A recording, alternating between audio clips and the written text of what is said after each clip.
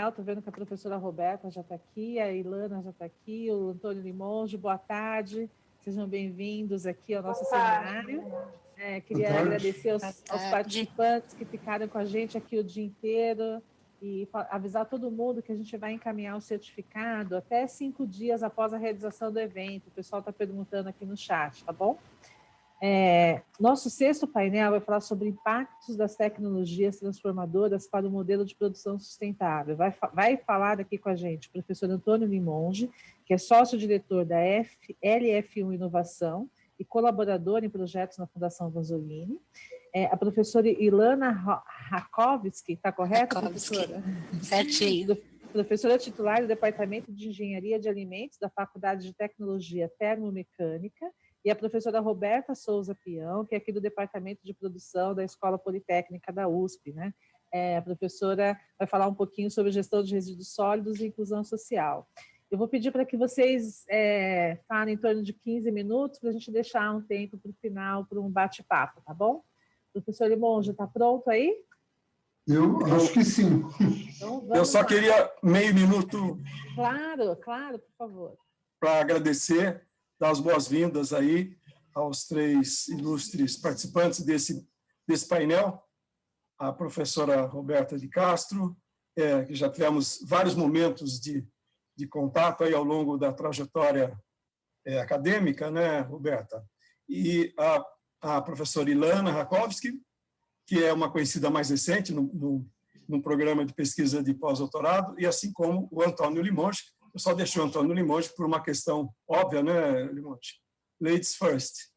Então, o Antônio Limonge também concluiu de maneira bem-sucedida o seu projeto de pesquisa de pós-doutorado e imagino que sejam temas aí para as apresentações. Então, muito obrigado aí por atender o nosso convite e bom trabalho. Vou ficar agora como ouvinte aqui. Tá bom. Obrigada, professor. Muito obrigado. Começo a apresentação compartilhando aqui o PowerPoint. E aí você, por favor, Marilene, me orienta se está tudo certo ou não, tá bom? Então, eu vou... Ok, professor, se quiser. Isso, perfeito. Tudo bem? Espera aí, professor. Só um segundo.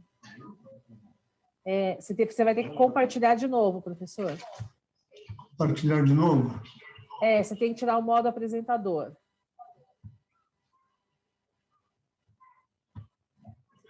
Você consegue tirar?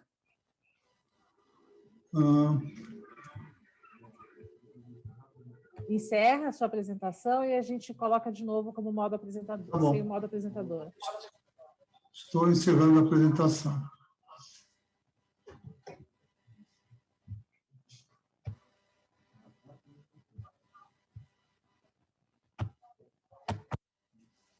Não foi ainda. Não foi? Em exibir configuração, professor. Como? Dá um ESC.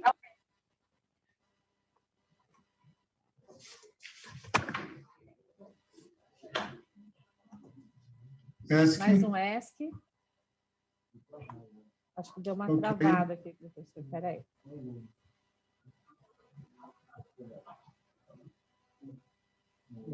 Ele não mandou. Quem inverter, começa a professora Ilana? Por mim não tem problema. Professor. Como?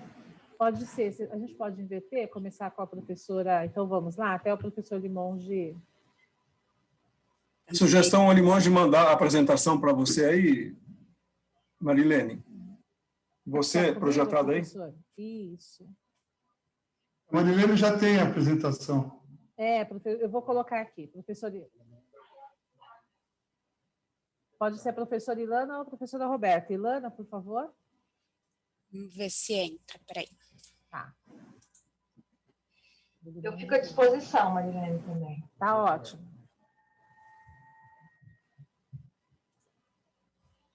Eu consegui colocar do Limonge também, tá fácil? Então, vamos colocar do Limonge, professor, a gente Bom, está vamos na lá. ordem. Perfeito, prontinho. Ok. Obrigada, Tá gente, desculpa aí. Então, vamos conversar sobre o uso de blockchain na questão da sustentabilidade, principalmente em cadeias produtivas, né? Pode abrir seu vídeo, tá, professor? Tá bom. Ok. Eu não estou vendo a apresentação. Você tem que abrir o seu vídeo.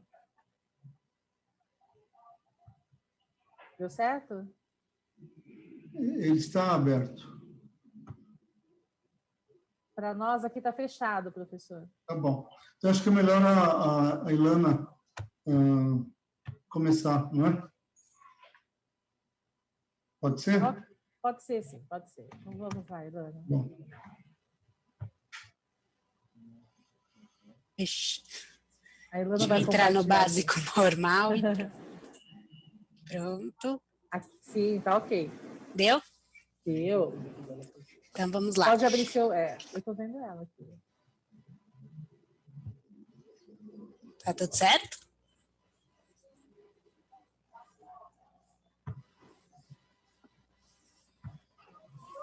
Tudo bem? Pode ir? Vou começar. Na verdade, eu ia pegar um gancho da apresentação do Limonge, só que, como eu estou apresentando primeiro, então provavelmente ele vai pegar um gancho com as minhas tecnologias. Eu vou falar um pouquinho sobre as tecnologias transformadoras na indústria do trigo e derivados. E para a gente entender o que é essas tecnologias transformadoras, eu vou, na verdade, voltar um pouquinho no que o professor Gil comentou sobre a definição de sustentabilidade. E quando a gente fala da definição de sustentabilidade, para a área de alimentos, a gente tem que embutir alguns jargões. Então, é óbvio que definição não muda, né? Ficaria o uso dos recursos naturais de forma consciente para que sobrem esses recursos para gerações futuras. Mas quando a gente fala da cadeia de alimentos, além de ter esse uso racional dos recursos, a gente também tem que trabalhar com uma segurança alimentar e a gente também tem que trabalhar com a parte nutricional. A parte de segurança alimentar, ela envolve o quê? Ela envolve a quantidade, a qualidade e a regularidade de acesso dos alimentos. Então, existem pessoas de baixa renda ou que não têm reserva e que não têm acesso tão fácil aos alimentos, que não têm possibilidade de comprar em grandes quantidades ou em quantidades suficientes para consumo, e a própria qualidade. E nesse caso, a qualidade, ela também está ligada com a parte nutricional. Então, quando a gente fala em nutrição dentro da cadeia de alimentos, dentro da sustentabilidade na cadeia de alimentos, a gente acaba falando de uma alimentação balanceada e saudável. Então, balanceada no caso de eu ter todos os nutrientes necessários para uma alimentação. E saudável são aqueles alimentos que não vão desencadear nenhuma doença crônica ou uma doença qualquer. Para isso, as empresas, e isso acho que a gente viu o dia todo, elas estão cada vez mais se engajando para entrar numa era mais sustentável. Existem, como a gente viu também ao longo do dia, várias formas de a gente conseguir entrar numa era mais sustentável. No meu projeto, no caso, eu vou abordar duas dessas formas. Uma delas é a Agenda 2030, que também já foi comentada hoje, que ela tem esses 17 objetivos. O próprio nome dela é uma agenda voltada para o desenvolvimento sustentável. Então, quer dizer, quando a gente consegue se apoiar nesses objetivos, a gente consegue aumentar o grau de sustentabilidade. E a outra forma seria através das discussões que acontecem no Fórum Mundial. Seriam aquelas reuniões anuais que acontecem em Davos e que para a área de alimentos ela se tornou muito importante em 2017. quando foi instituído um programa de iniciativa à segurança alimentar e agricultura. Então, desse sistema, desse programa, participam mais ou menos 600 organizações, e qual que seria a função desse programa? Conseguir uma economia mais sustentável. Eu acho que fica até mais fácil conseguir uma produção mais sustentável. Além de tudo, uma produção inclusiva. Sistemas alimentares eficientes, com uma produtividade melhor e também nutritivos. Só que todo esse programa, ele é voltado, ele anda junto com os 17 Objetivos de Desenvolvimento Sustentável. Isso em 2017. Em 2018, esse programa ele volta de novo a ser discutido. E são embutidas, finalmente, as 12 tecnologias transformadoras.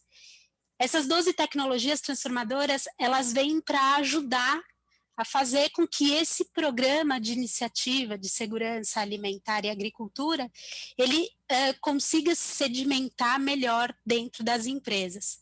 Então, quer dizer, essas 12 tecnologias transformadoras, ela vai mexer na cadeia produtiva, não só na cadeia produtiva. Então, a gente tem tecnologias que vão trabalhar na demanda, tecnologias que vão trabalhar na cadeia produtiva propriamente dita, e tecnologias também que vão mexer com a produção, o chão de fábrica, vamos dizer assim. Se a gente for dividir essas 12 tecnologias, a gente tem 3 na primeira divisão, onde a gente vai conseguir modificar a demanda. Então, é quando a gente fala, por exemplo, de proteínas alternativas. Hoje em dia, eu acho que a gente ouve até bastante falar sobre essas proteínas alternativas, exatamente porque o nosso consumidor vem mudando. Existem alguns consumidores que já estão preferindo consumir a proteína vegetal ao invés da proteína animal. Então, essa tecnologia contempla exatamente isso, o fato de eu modificar a proteína utilizada para a produção de alimentos. Por exemplo, alimentos produzidos também através dessas proteínas alternativas em impressora 3D. Eu acho que um último produto que a gente ouviu falar no mercado foi a carne impressa em 3D, por exemplo. Tecnologia food sensing seriam aquelas tecnologias voltadas para embalagens inteligentes. Então, são aquelas embalagens que você tira o foco só da proteção do produto, que foi, na verdade, a definição inicial que a gente tem das embalagens. Então, hoje, a embalagem, ela interage com o produto.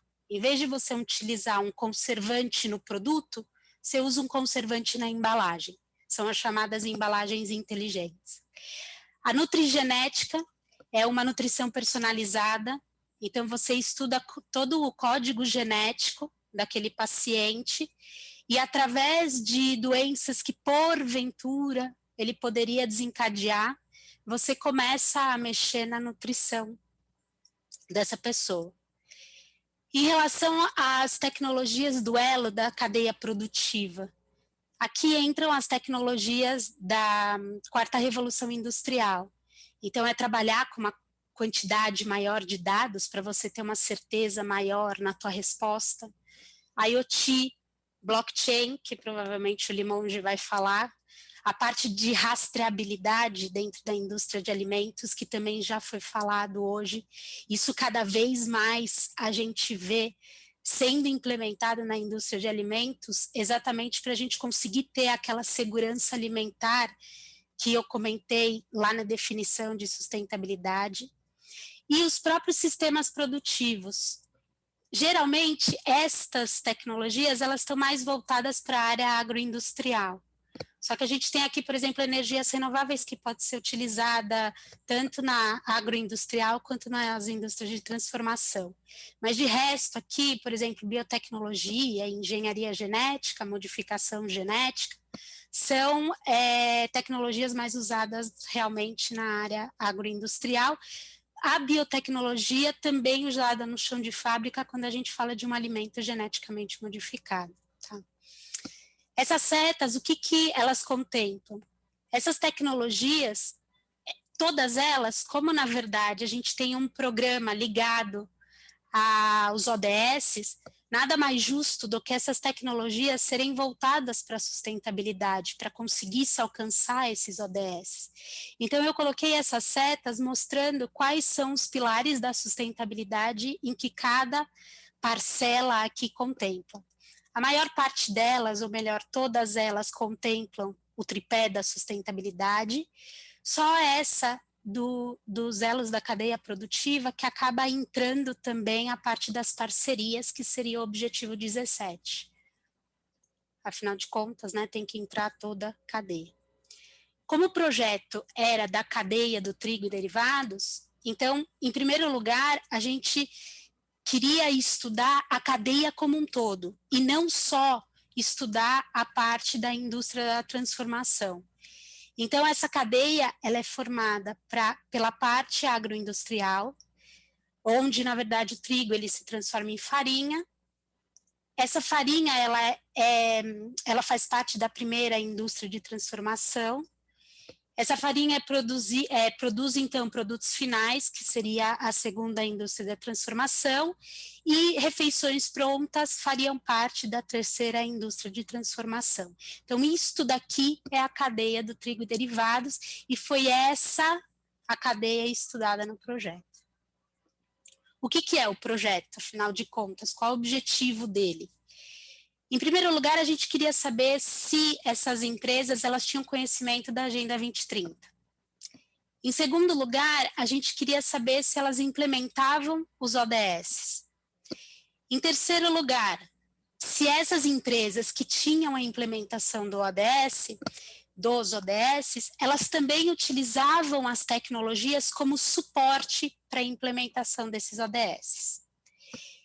Ou então, poderiam existir aquelas empresas que não têm conhecimento sobre a Agenda 2030 ou que não implementam os ODS, porém utilizam as tecnologias. Então, a gente também teria que ver essa segunda parte das empresas. Aqui eu coloquei um fluxo e os dois fluxos aqui no caso, eles dão para o desenvolvimento sustentável.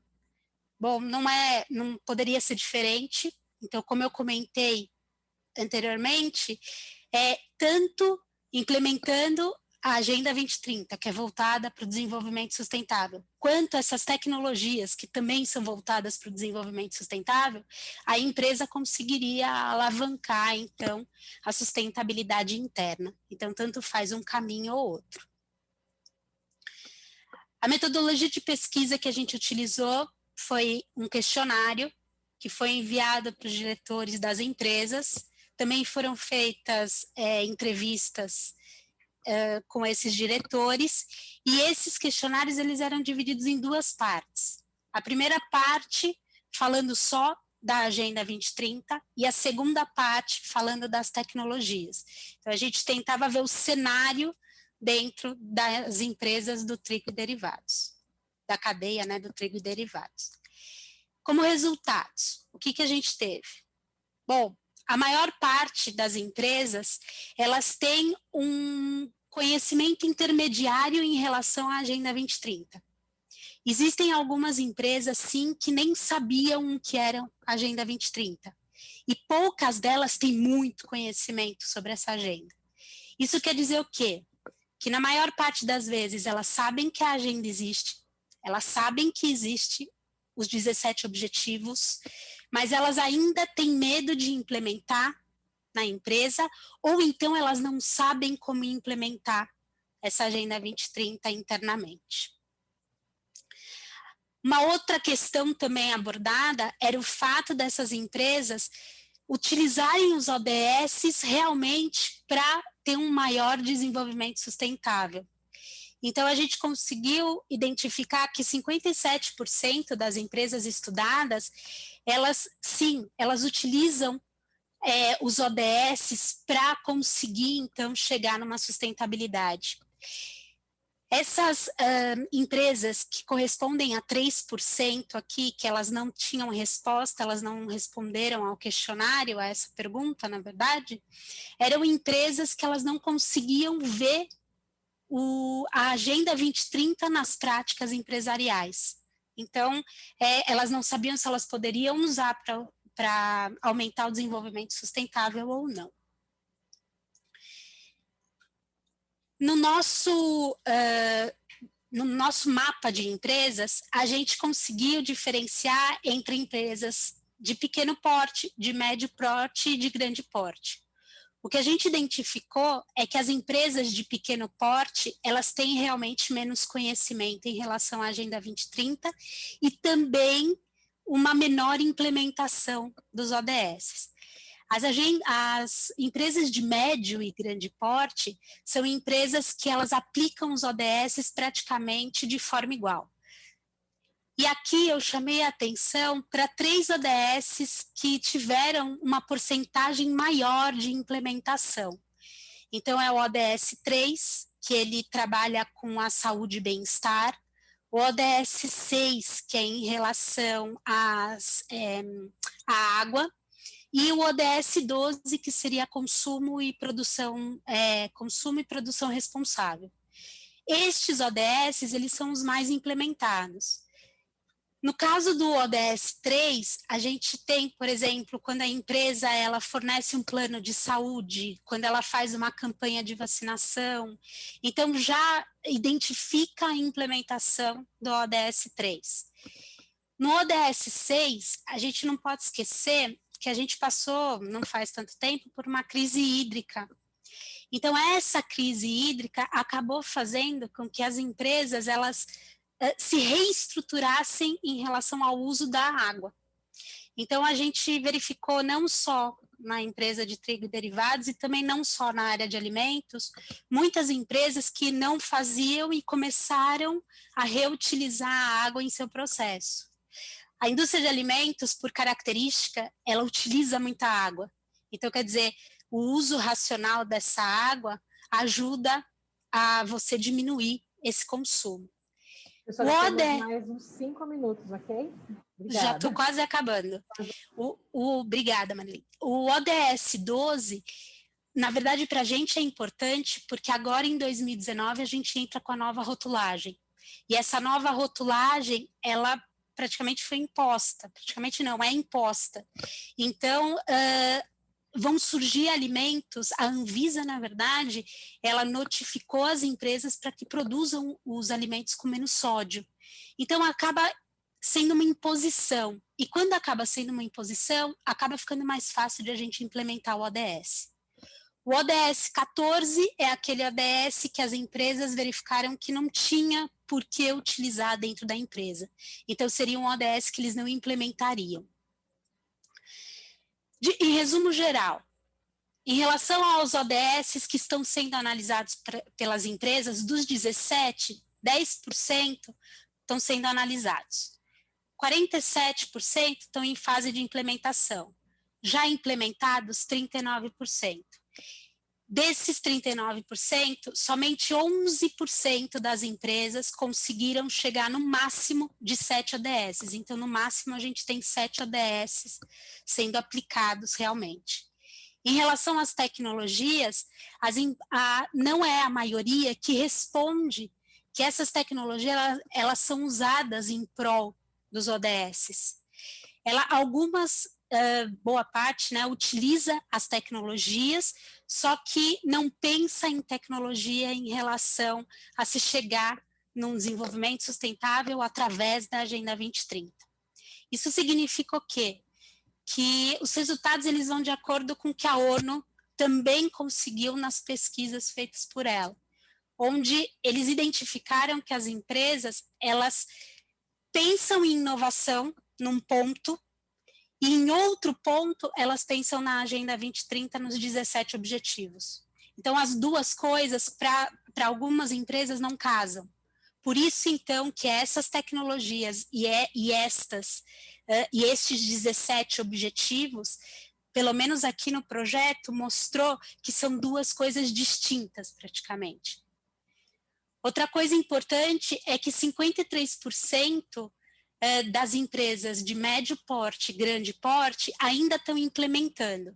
E uma coisa que a gente não pode esquecer é que nós estamos vivendo uma crise e provavelmente essa fase de implementação vai demorar um pouco mais. Por quê? Porque primeiro as empresas vão tentar arrumar a casa para depois começar, então, a pensar de novo nesses ODS. Essa última parte já comentei com vocês. Queria agradecer o convite do professor Amato e estou à disposição. Obrigada, professora. Se puder ficar com a gente até o final, eu agradeço aqui, por favor. Estou aqui. Obrigada a vocês. O professor Limonge agora. Precisa abrir o microfone, professor. Professor, muito bem. Ok, agradeço ao professor Amato, a Marilena, toda a organização do evento, por esta honrosa oportunidade. Já começando. Okay. Pode colocar a apresentação.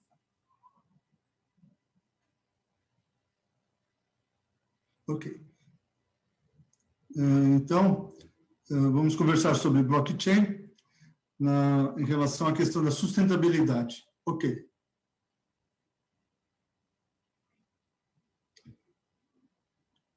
Então, Está falando, mas pode continuar falando. Pode ir falando? Pode, por favor. Tá bom. É que está muito pequenininho para mim, eu não consigo ver. Então, eu vou ver uma coisa aqui. Ok. Eu gostaria primeiro de mencionar considerações do Fórum Econômico Mundial a respeito do tema do blockchain, ok? E, em janeiro deste ano, de 2020, o Fórum Econômico Mundial disse o seguinte, por intermédio de um paper: embora os setores de manufatura e produção representem 16% do PIB global e sejam os principais motores das economias em todo o mundo, a complexa rede de cadeias de suprimentos da qual esses setores dependem apresenta enormes riscos econômicos, sociais e ambientais, que devem ser tratados de forma colaborativa, ok?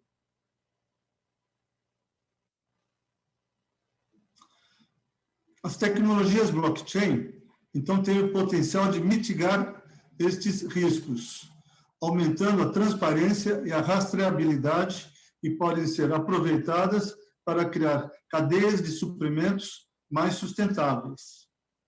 Capitalizar esse potencial requer a adoção acelerada de tecnologias blockchain, mas também de plataformas colaborativas e neutras para visualizar e compartilhar dados de rastreabilidade e permitir uma cultura de transparência e responsabilidade mútua entre essas redes, ao mesmo tempo em que fornece aos consumidores as informações que eles exigem.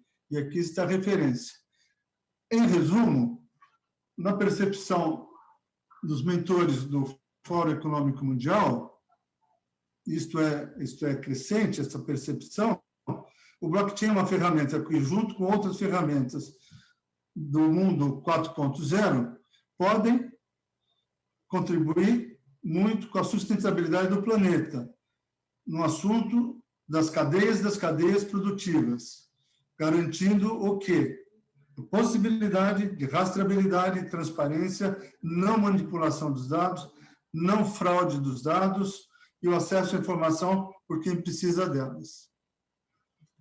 Isto não é uma panaceia, isto é um caminho, isto é uma jornada complexa, mas que está em andamento. Ok? Lembrar que o blockchain surge em 2008 como suporte tecnológico e de garantia da criptomoeda Bitcoin. Em 2014, percebe-se que blockchain é muito maior do que o Bitcoin, do que as criptomoedas, e que o número de usos do blockchain também é muito maior, ok? Garante-se que blockchain permite que se acredite que o dado que está lá é correto, é original, não foi manipulado, Por quê? Porque é o conceito de rede de blocos, daí blockchain, e um livro razão, ou seja, o registro das transações desde o início do movimento. Então, abri o meu livro, eu vou registrando as transações, e cada transação é criptografada, e a registrão atual depende da anterior, é anterior da anterior, é anterior da anterior. Então, é inviável economicamente fazer, hackear, manipular a informação. Daí a garantia de transparência do blockchain, ok? Então, pode-se ter um blockchain público, aberto, cujo âmbito de atuação é a internet, é o mundo, como no caso das criptomoedas, ok? Mas também há uma situação que interessa mais ao mundo dos negócios, das cadeias produtivas, que é o blockchain privado ou permissionado.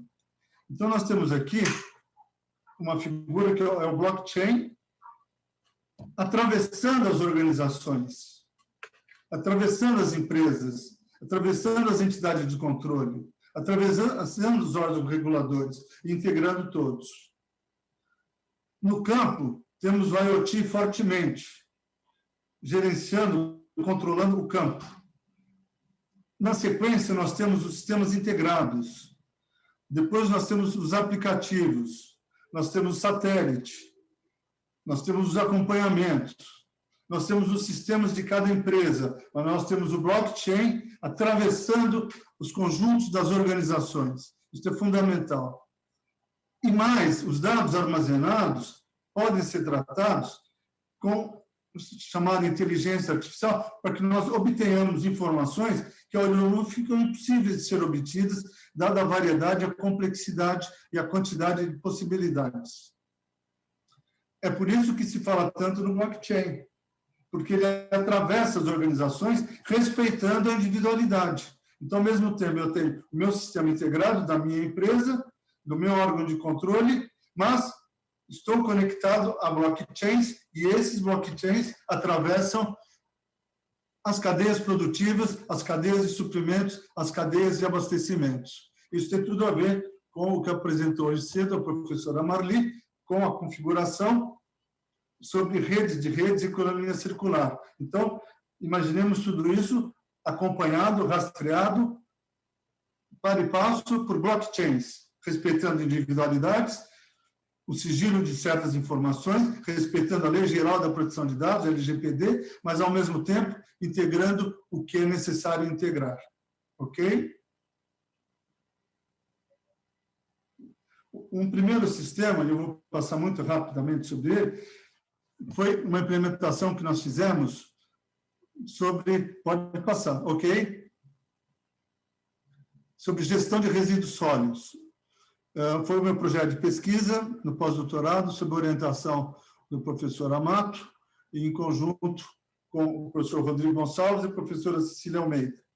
E juntos publicamos um artigo sobre a proposição de blockchain para a gestão de resíduos sólidos municipais. Uma das perspectivas foi exatamente a partir das ODS, ok? Neste projeto de gestão de resíduos sólidos municipais com o uso de blockchain, o blockchain foi usado para gerar criptomoedas que beneficiaram jovens de baixa renda que fazem a captação dos resíduos domésticos, entregam à prefeitura, é feita a pesagem, dado crédito em criptomoedas para os jovens vão às casas de comércio credenciadas, com as suas criptomoedas compram os materiais escolares, alimentos, as lojas recebem da prefeitura os reais em troca das suas criptomoedas, os reais pagos pela prefeitura são obtidos pela venda que a prefeitura faz às empresas de reciclagem de papel, papelão, plástico, alumínio e assim por diante. Ok? Este é o modelo do qual falei, ok?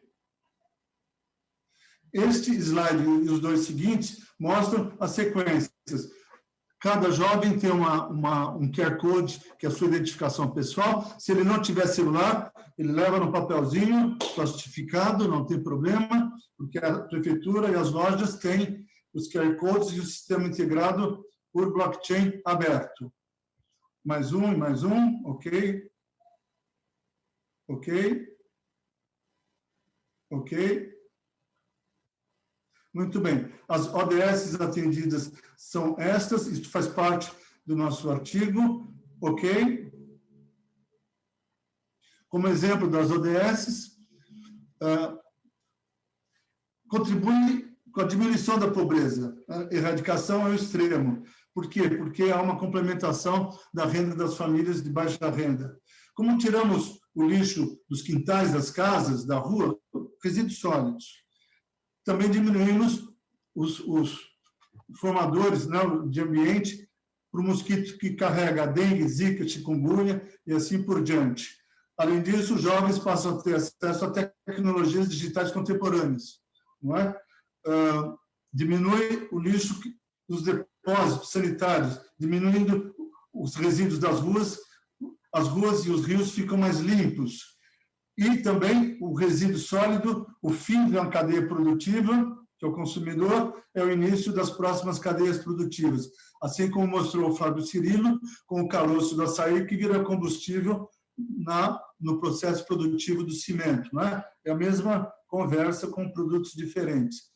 Ok? Vou falar agora rapidamente sobre a cadeia produtiva da indústria do chocolate, desde o cacau. Ok?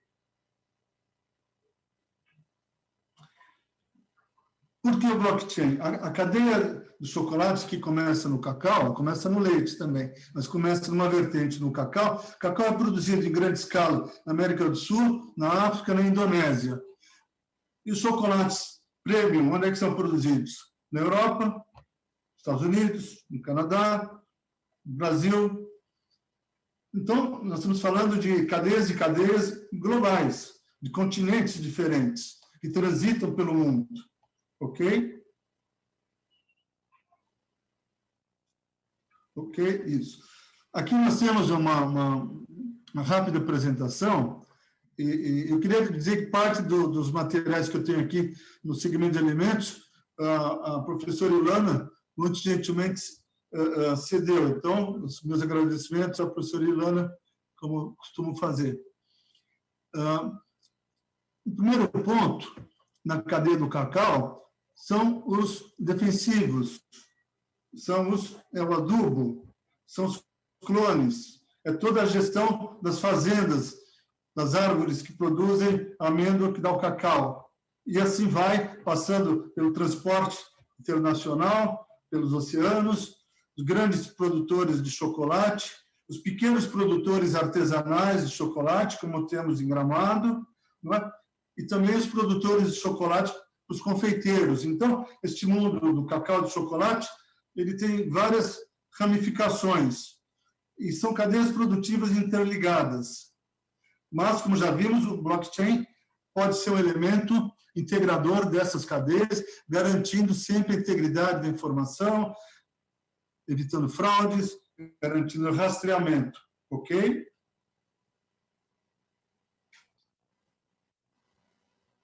Então, muito se falou hoje sobre a questão da sustentabilidade, então eu gostaria de trazer uma contribuição da perspectiva tecnológica, atendendo aos modelos de negócios que envolvem as cadeias e cadeias produtivas.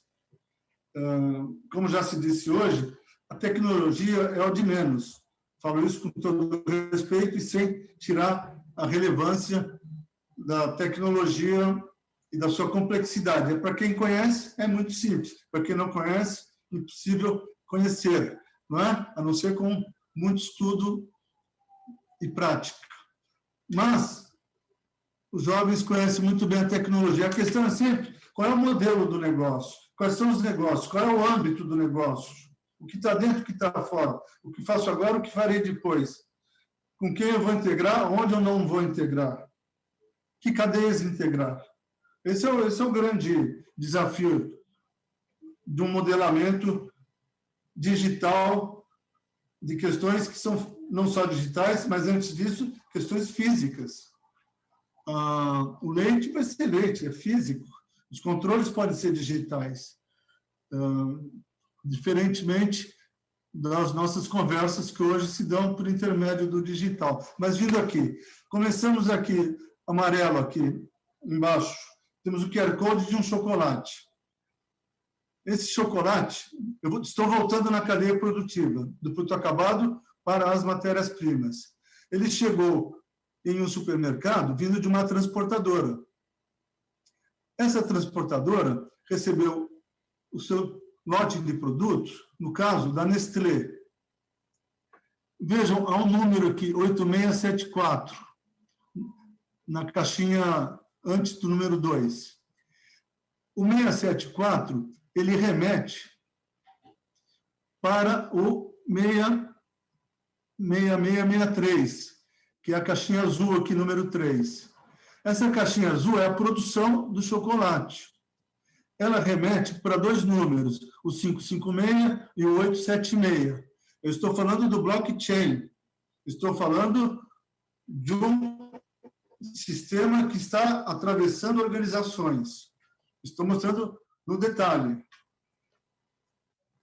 Este número 556, ele sobe no 4 e vai para a cadeia do fornecedor da Nestlé, que é a cadeia do leite. Mas ele desce também, no número 4 para baixo, na cadeia produtiva do cacau. É o 876 aqui, que é o número da transação de um determinado bloco.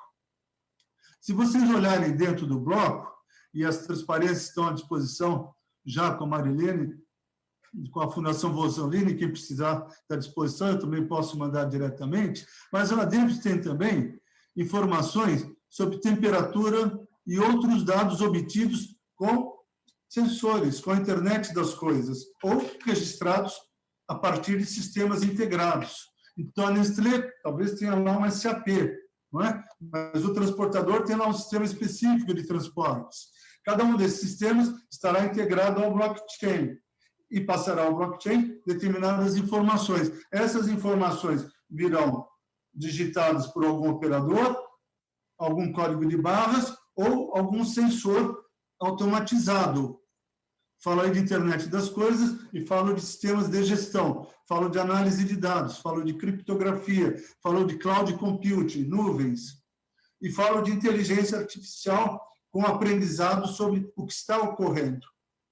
Continuando aqui, então, em cima, eu continuo no fornecedor do leite, e aqui já é um leite pasteurizado, esterilizado, não é?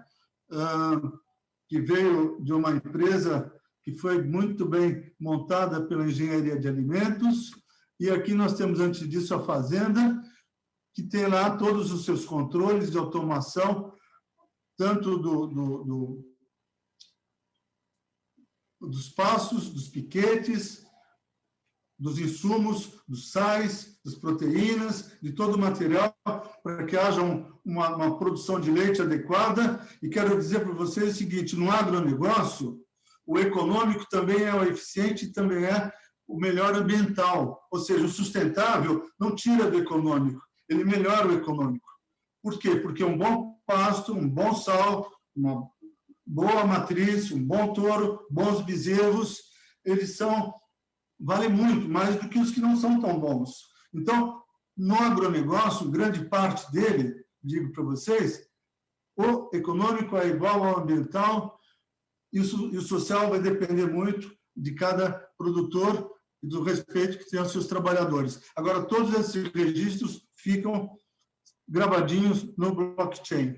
Então, e descendo para a cadeia produtiva do cacau, voltamos às fazendas das árvores que produzem as amêndoas do cacau. Então, vejam, eu apresento aqui para vocês cadeias de cadeias, integradas pelo blockchain, cada uma com o seu sistema integrado, seu sistema de gestão interno, conexões com sensores, atuadores, análise de dados, inteligência artificial, computação em nuvem, e todas essas informações que formam as tecnologias 4.0, que só farão sentido se atenderam não só aos investidores, mas também aos trabalhadores e às pessoas em geral beneficiárias disso tudo, que somos nós todos, não é? Ok? Bom, então, em resumo, com o blockchain integrado às demais tecnologias, combate a fraudes, mercados negros, rastreabilidade em tempo real, proteção de dados no livro Razão, que é o blockchain, cadeias de suprimentos mais eficientes. Por quê? Com menos erros, menos controles, porque o controle estaria no blockchain. O acerto será maior, a eficiência será maior, o controle de origem será maior, inclusive do ponto de vista do respeito aos trabalhadores. E este conjunto leva ao menor custo de transação e procura fazer com que o econômico seja igual ao ambiental e ao social do ponto de vista do ideal. Ok?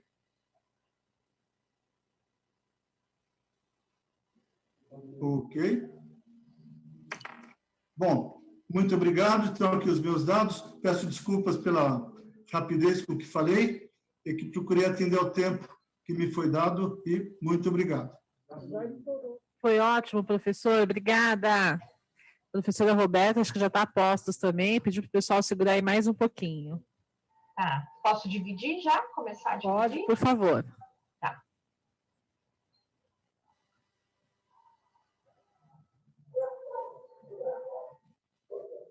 Tá todo mundo vendo já, Marilena, na tela? E para mim aqui estou vendo, sim. Tá? Ok, professora. Tudo certo, professora. Pode começar. Pessoal. Bom, primeiro agradecer aí a oportunidade e o convite do professor Amato, Maria Helena, o pessoal que está organizando tudo, e também os meus colegas aí do grupo, né, que acabaram de apresentar. E, bom,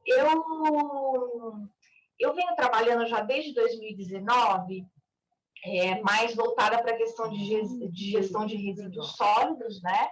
Mas principalmente preocupada com a questão da inclusão social, né? No que diz respeito principalmente aos catadores, tá? E esse trabalho vem sendo conduzido aí desde 2019 com a professora Marli também, acho que ela até citou alguma coisa sobre a questão de inclusão social no final da apresentação dela hoje, e também com o professor Diego Vasquez Brust, que é um professor da Universidade de Portsmouth. Então, a gente já vem fazendo esse trabalho há algum tempo, fizemos entrevistas, enfim, tivemos a oportunidade de conhecer um pouco mais esse setor, né? Bom, a questão da gestão de resíduos sólidos, a gente acaba voltando para a reciclagem, né? Que a gente sabe que tem muita estratégia voltada para essa parte da economia circular, quer dizer, para essa ação, né, dentro do âmbito da economia circular. A gente sabe que a questão do design, por exemplo, a questão dos ciclos internos são ciclos de agregação de muito mais valor, né? Mas a gente sabe também que muitas das ações passam pela gestão de resíduos sólidos, enfim, e a questão da reciclagem, porque a gente também tem um elemento central aí no que diz respeito ao Brasil, que é essa população, que são a população dos catadores, que é super importante para poder viabilizar essa reciclagem. Assim, só para vocês terem uma ideia dos números, né? O movimento dos catadores de materiais recicláveis, ele estima aí que haja 800 mil catadores, né? E o pior, dentro desses 800 mil catadores, 40% são informais dentro desses 800 mil. Então, a gente tem um grupo aí muito importante que deve ser aí, a gente, enfim, que deve ser foco dos estudos para a gente poder, enfim, tentar ver ações e para tentar implementar e ver como é que a gente pode inserir esses grupos e fazer com que eles capturem mais valor também na atuação nessas cadeias, né? Nessa atuação, nesse trabalho tão importante que eles fazem, tá? Então, assim, só resgatando um pouco, acho que da história, né? Que a gente tem a Política Nacional de Resíduos Sólidos, quer dizer, uma política que foi aprovada em 2010, né? E que introduziu algumas questões importantes, que é a questão da responsabilidade compartilhada por esses resíduos, né? Então, tanto da indústria, quanto dos distribuidores, quanto varejistas, a própria sociedade. Só que, então, isso é importante, é claro, porque todos têm responsabilidade nesse processo, seja como consumidor, seja atuando, né, dentro das empresas, das instituições. Então, a ideia é que a lei, né, o grande objetivo é assegurar essa coleta e essa destinação correta desses resíduos pós-consumo, tá? Só que aí tem uma grande questão envolvida. Você tem a lei, mas a questão é como é que você implementa, né? Como é que você faz, de fato, isso acontecer? Então, isso exige que você tenha uma série de instituições, e mesmo do ponto de vista das empresas, né? Uma organização para aprovar os chamados acordos setoriais, né? E um acordo setorial super importante é o acordo setorial que aconteceu em 2015, né? Que é esse acordo setorial relacionado às embalagens, para justamente atender à Política Nacional de Resíduos Sólidos.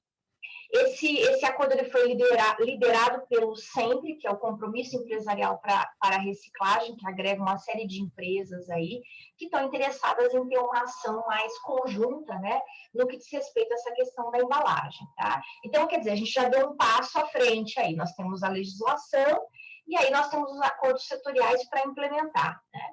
E uma das coisas que ficou decidida, né, dentro desse acordo setorial é que a gente teria o que a gente chama de responsabilidade estendida do produtor, né? Então, o gerador da embalagem, ele tem que reciclar no mínimo 22% das embalagens que ele coloca no mercado. Então, aí o que você tem? Você tem, de fato, a responsabilidade de quem produz, né, de quem coloca essa embalagem no mercado. Então, quer dizer, a gente deu um passo a mais no que diz respeito à operacionalização de tudo isso e como fazer isso, tá? Agora, vem uma outra questão. Ok, a empresa tem essa responsabilidade, né? Agora, como é que ela vai fazer isso, né? Qual que é a maneira que ela vai... Qual que é a estrutura organizacional? O que ela vai mudar, não é? Ou ela vai, por exemplo, ela pode internalizar tudo, ela pode tentar fazer isso a partir de um time interno de profissionais, não é? E cuidar dessa questão dessas embalagens que vão para o mercado e tentar, enfim, garantir que esses 22% no mínimo, né? 22% seja de fato destinado à reciclagem, né? E lembrando, pessoal, que tem uma outra questão super importante, que é o contexto que a gente está no Brasil, né?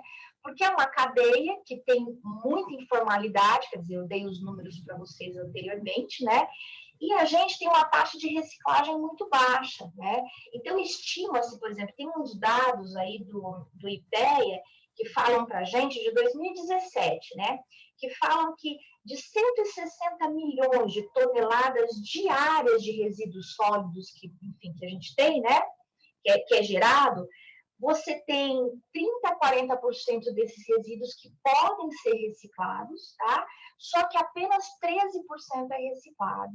Então, quer dizer, a nossa taxa também de reciclagem ela é baixa, né? Então, quer dizer, você tem uma questão, você tem um grupo, né, que é importante dentro dessa cadeia, que é informal, né? E você também tem, por outro lado, uma taxa de reciclagem baixa. Então, quer dizer, a empresa é preciso desenvolver formas de lidar com essa situação.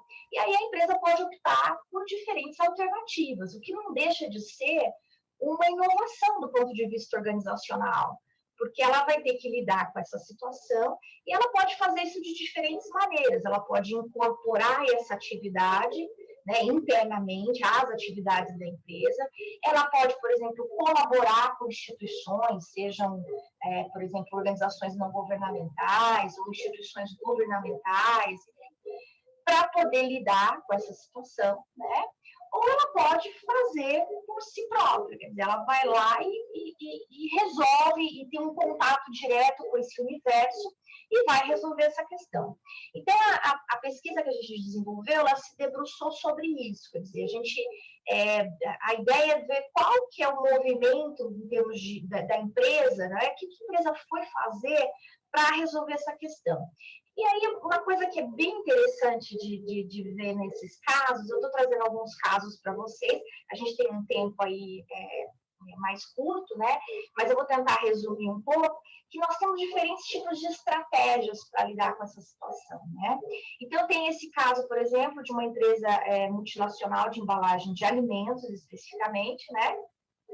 Que ela tem todo um programa em que eles fizeram um diagnóstico da situação das cooperativas, e aí você tem cooperativas em diferentes fases, que foram classificadas de acordo com esse programa da empresa, foram classificadas em diferentes fases e de acordo com alguns critérios, né? Então, você tem aquela cooperativa que não conseguiu nem se formalizar completamente, a cooperativa de catadores. Você tem aquela cooperativa que já formalizou, mas tem um problema muito sério de profissionalização da mão de obra, né? Ou mesmo da estrutura, dos equipamentos, né? Você tem aquela cooperativa que a estrutura está ok, só que do ponto de vista de gerenciamento da cooperativa é importante um maior treinamento desses profissionais, dessas pessoas que estão liderando esse processo, né? Então, assim, existe um trabalho de diagnóstico, quer dizer, esse universo das cooperativas de catadores é um universo muito heterogêneo, né? De acordo com o diagnóstico dessa empresa e o que a gente vê também, enfim, na literatura, né? Então, eles têm um trabalho tanto voltado, programas de profissionalização, né, para essas cooperativas em diferentes níveis e programas também destinados a cooperativas, verificando, enfim, fazendo um checklist do que falta para se formalizar, né, para poder chegar, enfim, ao ponto de formalização da cooperativa, né. E também tem trabalhos, por exemplo, que envolvem a questão da educação nas escolas, né. Então, a escolha da empresa foi educar as crianças, né. A empresa entende que o poder multiplicador da educação, né, sobre a reciclagem nas escolas tem um poder multiplicador muito grande para as famílias e para a sociedade. E, além disso, a empresa também tem uma equipe técnica, aí é uma equipe interna da empresa, que tem como objetivo fazer o seguinte: analisar, né, existe uma série de componentes que compõem que constituem essa embalagem que a empresa, né, libera no mercado. E aí, a partir da análise desses componentes, junto com os integrantes da cadeia, outros elos da cadeia, tentar criar novos produtos, né? Então, fazer um upcycling, ou até mesmo um downcycling, né, em algumas circunstâncias, mas a ideia é fazer mais um upcycling, né? Quer dizer, você usar aquele componente da embalagem para produzir um bem com maior valor agregado, né? É um processo difícil, mas, enfim, essa que é a tentativa. Mas uma coisa que é interessante que a gente observou aqui é que, no caso, mesmo a empresa desenvolvendo programas para as cooperativas de catadores em diferentes níveis, eles não têm uma relação direta com a cooperativa, né? Eles têm uma empresa que é responsável por fazer essa ponte, uma empresa contratada, né, da nossa empresa Caso, para poder fazer essa ligação da empresa com as cooperativas de catadores. Então, essa foi um caso, né? Um outro caso, pessoal, que é bastante diferente, né, desse que eu acabei de colocar, é essa situação desse caso 2, que é um varejista de móveis e eletrônicos, tá? Que fez o quê? Eles têm vários centros de distribuição, né, pelo Brasil, e um dos centros que tem um volume muito grande de resíduos, o maior volume de resíduos, é um centro que fica perto da cidade de São Paulo. Então, o que eles fizeram? Eles trouxeram uma cooperativa de catadores, que já é consolidada, uma cooperativa aqui do município de São Paulo, né? E essa cooperativa, ela se instalou dentro do centro de distribuição dessa empresa. Então, é uma situação muito diferente, por quê?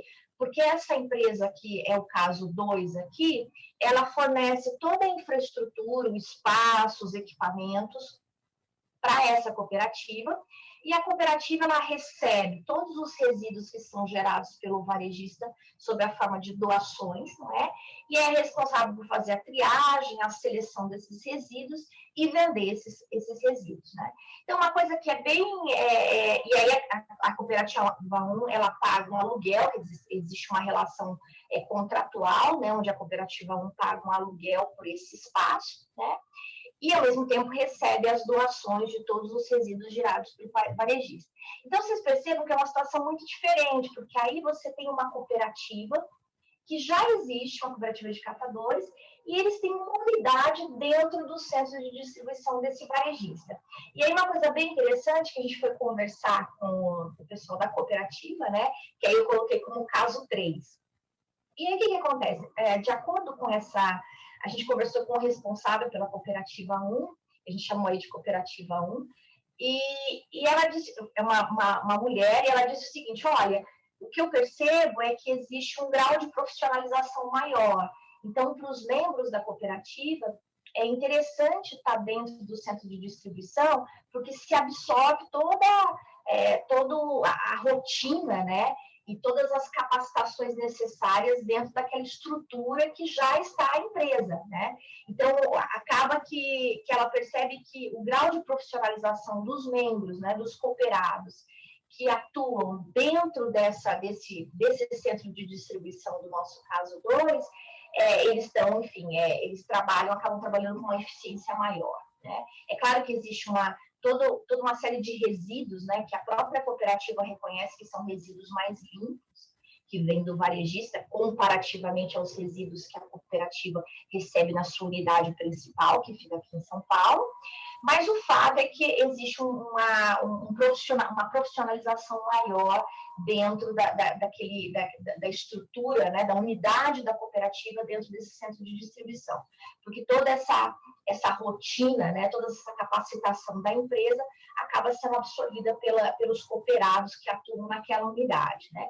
E isso acaba se refletindo também na renda, né? Então, a gente, dentro de um intervalo aí de 1.600 de renda mensal, né, a R$ 3.500 de renda mensal, né, quem ganha mais, não é esse cooperado que está trabalhando dentro da unidade que fica dentro do centro de distribuição, né? Então, esse é uma questão, quer dizer, uma outra estratégia aí dessa empresa, passando a trazer a cooperativa para dentro da própria empresa, tá? E, por fim, pessoal, eu trago também um caso que eu acho que desculpa, perdão, que é mais que é a questão do certificado de reciclagem, né? Então, a gente tem uma empresa no mercado que trabalha com essa solução aí técnica, né, para rastrear a questão das notas fiscais, né? E o cliente dessa empresa, que é o caso 4, é uma empresa que está interessada em fazer a logística reversa das suas embalagens, né? A garantia aí por lei que pelo menos 22% do que ela libera no mercado está sendo reciclado. E aí essa empresa, que é o caso 4, desenvolve uma tecnologia de triagem dessas notas fiscais, né? Que são emitidas, enfim, pela cooperativa quando ela vai vender os seus resíduos, né? Seja vidro, seja lá qual for o resíduo, né? E isso gera o quê? Gera um certificado de reciclagem para essa empresa cliente, que está interessada exatamente em garantir, não é? Em atender essa lei. E isso, é claro, é feito em função de toda uma tecnologia que é desenvolvida para fazer essa triagem, né? Então, uma coisa que é interessante dessa situação é que isso também gera um crédito para a cooperativa, né? Que ela vende a nota fiscal, né? Para poder garantir esse certificado de reciclagem. Então, isso é importante, porque isso tem que ser revertido para as empresas, como, por exemplo, para compra de maquinário, para compra de caminhões, para melhora de infraestrutura da cooperativa. Pelo menos é isso que a gente detectou aí quando a gente realizou a pesquisa. Esses foram os resultados alcançados pela cooperativa, né, quando ela participa aí dentro dessa ideia do certificado de reciclagem, que é uma outra alternativa também para a empresa responsável aí, né? É uma forma dela também atuar, mas através de uma obtenção de um certificado de reciclagem. Então, a gente pode constatar o seguinte, né, pessoal, que nós temos uma série de soluções privadas, tá, para quer dizer, você tem, a gente está falando de tecnologia, né? É claro que a tecnologia é fundamental, mas o fato é que a empresa precisa fazer determinadas inovações, enfim, melhorias, né? Do ponto de vista organizacional, para saber como é que lida com tudo isso, né? Então, a gente fala, por exemplo, muito de colaboração. quando a gente fala de economia circular em geral. Mas a questão é, como é que a gente viabiliza essa colaboração, né? Como é que as empresas estão fazendo isso? Então, aqui a gente traz um pouco dessas nuances, quer dizer, você tem diferentes maneiras, né, de endereçar essa questão. E, então, assim, são soluções privadas, a gente sabe que tem mais de uma, né? Agora, algumas coisas que a gente detectou como dificuldades, eu diria, né, obstáculos, né, dentro desse ecossistema, e quando a gente fala de gestão de resíduos sólidos, né, essa questão de falta de financiamento. Então, lá quando a gente vai falar com as cooperativas, né, quer dizer, existe toda uma dificuldade. A gente não está falando, sabe, pessoal, de falta de financiamento para a máquina, não é só isso, né? A gente está falando também de falta de recursos, assim, até mesmo para estruturar, né, a cooperativa, você ter um layout que leva a maior eficiência desse processo, né, a chegada das bags com os resíduos. Enfim, a gente está falando de coisas assim que são mais, eu diria, mais primárias, né, mais básicas, né, quando a gente fala de estruturação da cooperativa, né, para poder alcançar uma maior eficiência, né. E também tem essa questão dos preços do material reciclado. Então, dependendo do insumo, né, original que você tiver, por exemplo, se vem do petróleo, caso do plástico, né? Se você tem uma queda do preço do petróleo, de uma maneira você acaba inviabilizando a compra do plástico reciclado, por exemplo, né? Por conta de uma questão econômica.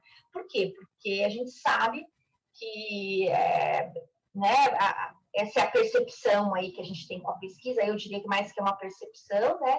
Esse problema vem do quê? Né? Vem a questão do foco, é claro, no pilar econômico, que é fundamental para manter, enfim, né?